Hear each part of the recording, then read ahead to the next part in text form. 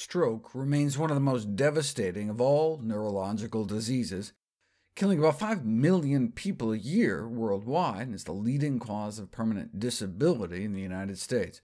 But the good news is that about 80% of stroke risk may be due to basic lifestyle factors, primarily improving your diet, stopping smoking, and getting regular exercise.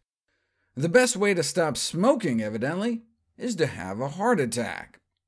If you die, you automatically stop smoking, unless you're incinerated, I guess.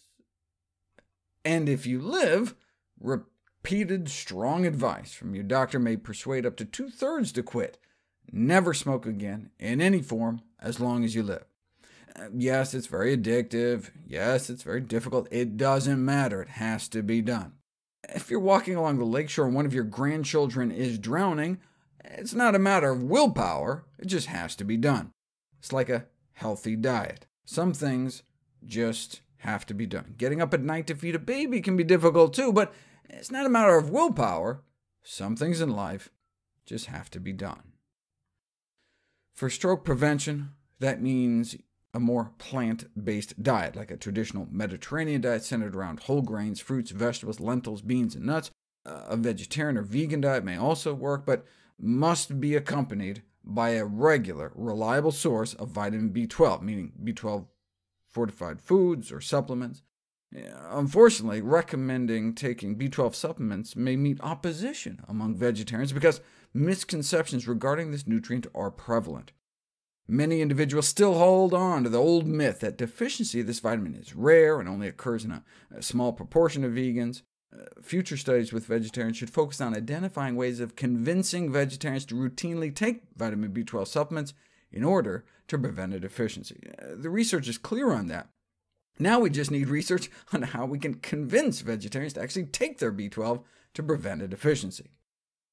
What is it about plant-based diets? Previously, I talked about the role of fiber, potentially about a 1% drop in risk for every 1 gram of fiber per day, or maybe even a tad more, a 12% drop associated with every extra 10 grams a day.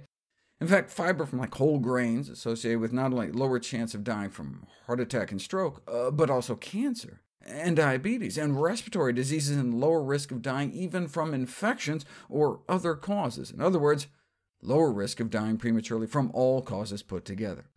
Why? Perhaps because of the anti-inflammatory effects of fiber, which could explain how it could help across the board. Or maybe they're eating fewer pro-inflammatory foods. Those who eat more whole plant foods, where fiber is found, may be eating less processed and animal foods.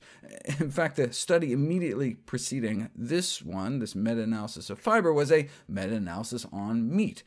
They looked at red meat and processed meat, found about a 10% increased risk of stroke associated with each 3.5-ounce daily portion. So that's like about the size of a deck of playing cards, or about 10% increased risk for every half deck of processed meat. Perhaps it's because of the heme iron, the blood muscle iron in meat, perhaps because of its pro-oxidative properties, whereas no association was found between non-heme iron and stroke, the type of iron that predominates in plants.